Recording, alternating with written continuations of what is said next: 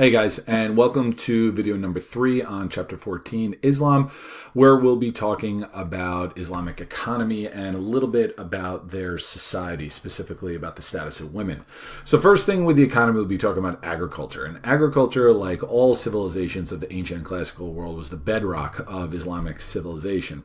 They engaged in what we call regional specialization. Right? You look at the map, and agriculture is tied in with trade. You look at all the different trade routes. We'll be looking at this map again on the next slide. But like in the Roman Empire or even in the Persian Empire, trade was, it allowed different regions to specialize in different crop production. Where you have kind of cotton production going on in Egypt. You have different areas will focus on sugar and coffee and wheat and things of that nature. It also brought new crops from the eastern edges of the Islamic territory. You see the Abbasid dynasty, but still trade routes connected it all the way through India, even all the way through China as well. But as these crops came specifically from India and Persia into the Mediterranean, these new crops, they grew well in the heat. And it allowed for a longer growing season in places like North Africa or even in the more desert regions in the Arabian Peninsula and so forth. They also experimented with irrigation techniques, brought in new ways of transporting water. And so this increase in food supply, it led to an overall increase in population. Remember, more food equals more people. It also leads to urban growth. You see some of the the ancient cities like Alexandria and so forth, but you start to see the growth of other cities, not just Baghdad, but Basra, Accra, Shiraz, and so forth. Trade and agriculture, they kind of combined for a growth in the population in cities. They also engage in some production of cash crops, mostly cotton. Remember, cash crops are those that are grown specifically for commerce and sale, not for consumption. Okay, with trade, let me bring the map up again. So as you can see, the trade networks were extensive, not just overland, but also maritime as well. Merchants had a very high status in Islamic society, and this was due to Muhammad himself being a merchant. It says in the Quran, it talks about, merchants having a high favor of Allah. And so these trade networks, especially as they made their way through the old Persian Empire, they used the Persian road networks, and even some of the ones built by the Romans through the Middle East and North Africa as well. They took advantage of them as they expanded into these territories. Trade through the desert regions themselves, especially when you were going through the Arabian Peninsula, was tough. It required the use of more specific means, mostly camels and caravans. Camels, even though they're ornery, really kind of pain in the butt animals, they're very sturdy. They can go much longer distances without water, and they're better suited for traveling over sand. And caravans were for protection, not just from the elements, but also from attack. Bandits and things of that attacking on the trade routes was common during that time. So it afforded some protection in numbers, but also pooling of resources, if you're running out of food and water. Now, this maritime trade and these overland trade, the extensive trade networks that they engaged in, it led to the formation of a very extensive banking system.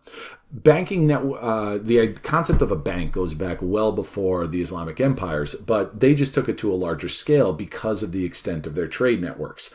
They use credit lending systems, and they also use this thing called the SAC. The SAC, think of it as being kind of the predecessor of our modern day checking system. That's where the word actually comes from, where banks would write a note, and then you could travel from Mecca up to Baghdad to Delhi to Alexandria, all the way through, and you could cash it, and it was considered good, all throughout the Islamic world.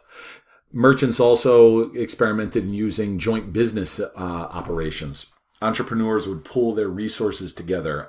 It kind of cut down maybe on individual profits, or at least the potential for it, but also mitigated loss. If you were sending ships through the Arabian Sea all the way to the South China Sea and they were lost, it wouldn't hurt an individual quite as much as if you had backers, if you had partners that you could pool your resources. Okay, a little bit about the status of women when we're talking about society here. Early Arab society actually afforded some equity for women. The best example of this was Muhammad's wife Khadijah. Khadijah was the source of Muhammad's wealth. He married into money. It was her father that owned the merchant company, and he left it to Khadijah. That was allowed in early Arab society. Women could inherit business and property. Eventually, though, over the years, they gradually lost power, or status, I should say. It wasn't that they necessarily even ever had power. And a lot of this comes directly from the patriarchal values in the Quran. Hold on, let me go back real quick. All right, we'll come back to veils in a second. The Quran reinforced this patriarchal system. It did require women to be respected, but it absolutely created a double standard for men and women. It said that women couldn't be trusted in certain duties and responsibilities. And so it was just very similar to a lot of the patriarchal values that we see throughout the ancient and classical world. Veils, though, was something that was a little more unique to Islamic society, and it's something that we still see to this day.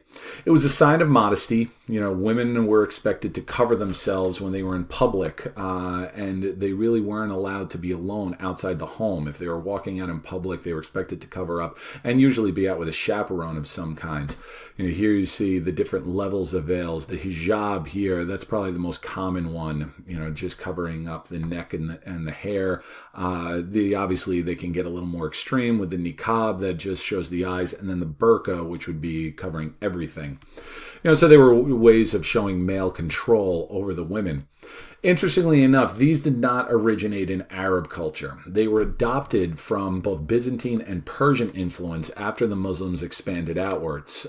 Byzantine cultures, they got this mostly from Mesopotamia. The women would veil their faces, and definitely in Persian society, they were expected to veil their faces at all times. So this was not an inherently Arab culture, but it certainly is something even to this day that we associate with Islamic culture. All right, so that's it about the economy and just a quick thing about status of women. And then for the next video, which will be our last one, we will talk about Islamic values and some of the influence from outside cultures.